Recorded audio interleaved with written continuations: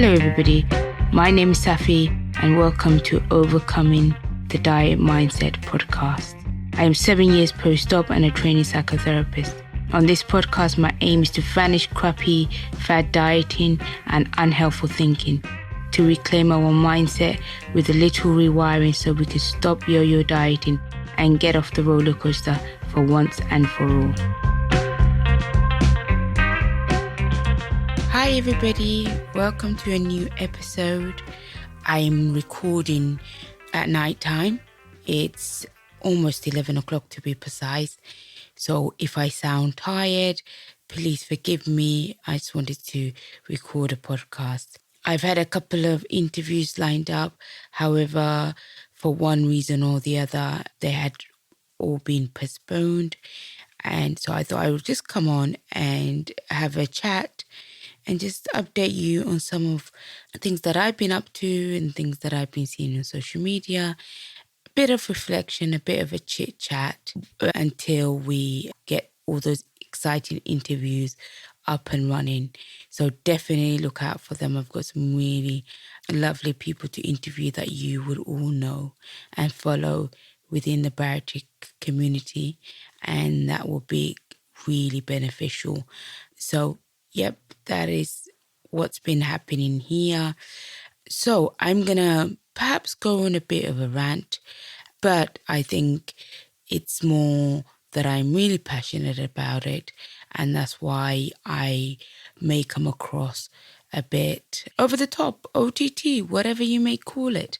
However, I just want to, we're all friends here.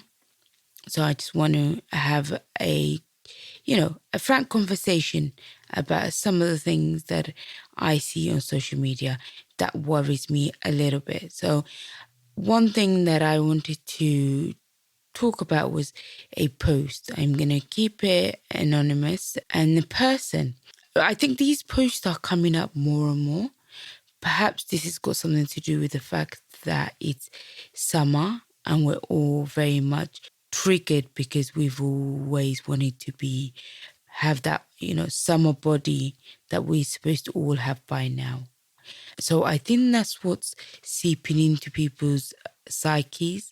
And I've seen a lot on social media about people having difficult time, really caught up in that turmoil or about not losing enough weight, perhaps feeling like they overeating, they're letting themselves down.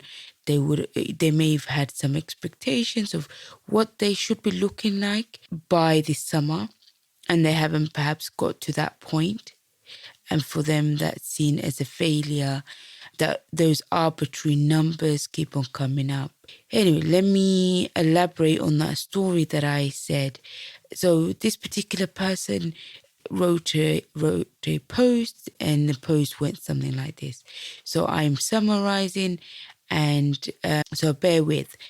So the individual, I'm trying to keep it as anonymous as possible, but the individual said that they were almost at their goal weight. I think they're about almost 2 years out. No, I digress. No, that's not correct. So I'll take that back. I think this particular individual was only 6 months out. She had gone to see the dietitian, and the week before, the dietitian said she was only maybe a couple of pounds away from her target. That could be her first target, but a significant weight had been lost and she was hitting that target. Anyway, this person has now found themselves drinking a lot more and then spiraling. So I could feel the desperation. I could feel the anxiety just from her words. I could feel the energy of, oh my goodness, I'm messing up and I can't stop it. So what I don't think I commented on it because I can end up spending hours on these pages. But what I know that's happened and what I believe it's happened is that diet trauma has been triggered. Those all that speak of numbers has triggered that need for her to step on. I can't hide the gender. Yeah. So yeah, for this lady, it had triggered that. So for example, I can resonate with the fact I would go to Slimmer World, step on the scales and be almost there, and then want to plan to go home and go even harder. I'm definitely going to go to the gym. I'm not going to, I'm going to cut out all carbs, really extreme, mental restriction would kick in. And then lo and behold, a couple of days down the line, I am, you know, face in first in the nearest biscuit tin that I can find. So I think that's what's happened to this individual. She's found alcohol as something that she could turn to. It's an easy replacement for food. Alcohol is easy to drink. It's it makes you feel good. It releases all those happy hormones. So even though we know it's also you're gonna have that downside of it the next day. So she's caught up in this cycle now, and she's desperate, and she's looking for someone to give her a diet plan. Give me a diet plan for the next couple of days. And what should I do? What exercise should I do? And I felt such a deep sense of sadness for this lady, that she had gone through this life-changing event of having this procedure done 6 months ago, but now she's back. And let's face it, dieting trauma is a thing. And our body doesn't forget. Our brain doesn't forget. Our brain doesn't trust us. Too many times we've lied to it. Too many times we've said we're gonna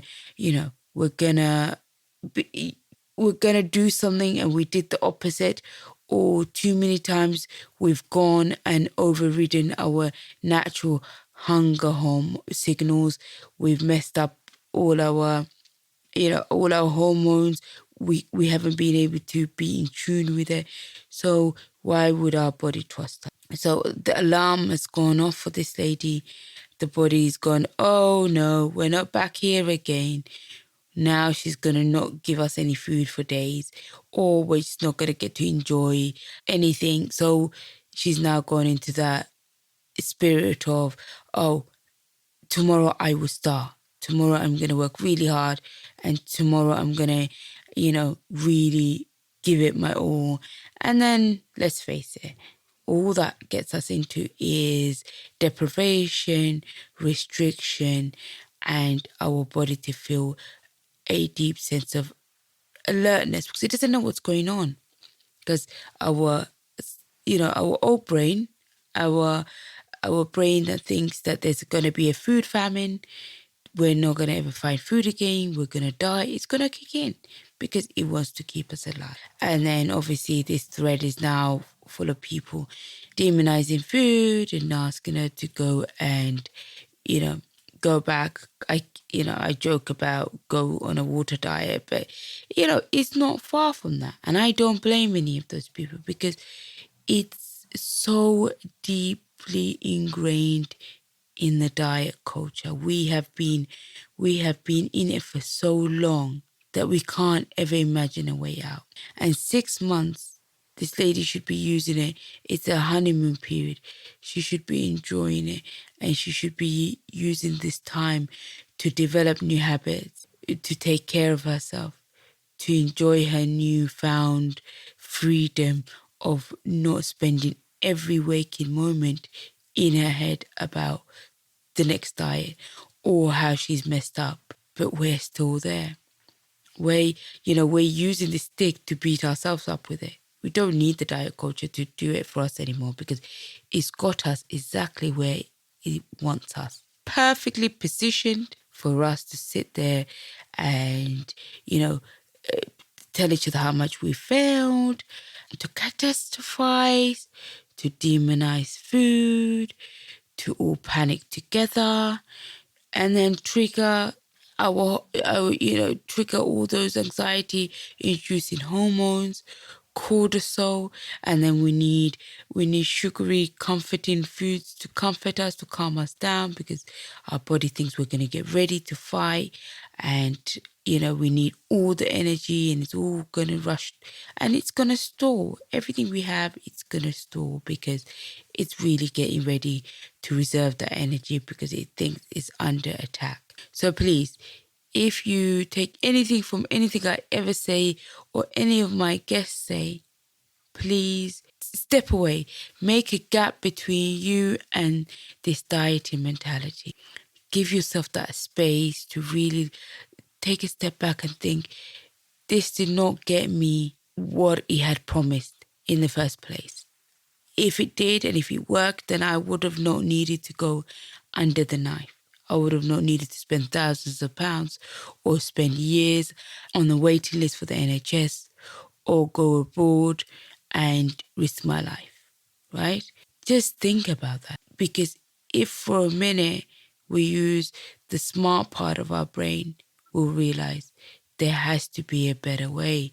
There has to be a kinder way. There has to be an easier way. It's good. Don't get me wrong. It's always going to be difficult because we have, for lack of a better word, we have messed up or effed up our metabolism, our, natural hunger signals. We have all those things, but it doesn't mean we can't get it back to a place that everything just feels even, that everything just feels calm, and we can have that brain space to think past that space of desperateness and I failed and I've messed up my tool and we need to really step away from that. And ultimately, we need to get to a place of food freedom, intuitive eating where our body tells us when we're hungry, we listen to our brain, we recognize what it needs, and then we feed it and we move on with our day. We don't wake up first thing in the morning thinking about how much we messed up and then go to bed planning for the next day of deprivation, restrictive dieting, unrealistic expectations of what you will do in the gym. We need to get to that place and we need to support each other to get away as far as we can from this really harmful, detrimental regime that we've been told that we must do to ourselves. We are self-harming and it has to stop. And I'm so glad that I see loads of people having those aha moments, finding really good podcasts and listening and realizing, oh, there's something else to this equation. It's not just I have weight loss surgery and it's all sorted. There's a middle bit. There's a missing piece. And mindset is the missing piece. We must learn that it's the powers within. It's no longer about outside of us. It's no longer looking for the answers, on the latest fad, whatever you may be wanting to explore. And there's nothing wrong with wanting to explore, alternative plans. But as long as you're doing it from a place of information, helpful information that's kind to yourself, to your nervous system, that allows you to live a life that you enjoy, that you've got mental space to enjoy with your children, with your pets, with your grandchildren. You could go and enjoy the beach, enjoy sitting in the garden without feeling uncomfortable, having all that negative dialogue running through your head. Whatever you do, be really kind to yourself. I know I am totally on a rant there, but I hope you get something from this. And it's one thing that I'm really, really passionate about, is to make sure that we take care of ourselves, but reimagine what that means after years of living on this cycle of deprivation and feeling like we're not worthy to live a comfortable life. So please, if you've got anything that you want to share, any questions, anything you want to hear from me, if I don't know it, I will go research it and I will go and find somebody to go and speak to us more about it. DM me on Gastric Mindset. I would love to hear from you. Thank you so much. I appreciate you for being here with me. I hope you got some value from this episode. If so, please give me a review. It will make me super happy and support others from our community to find the podcast. Share it with your Barry bestie. Connect with me on Instagram at Gastric Mindset. It'll be wonderful to hear from you.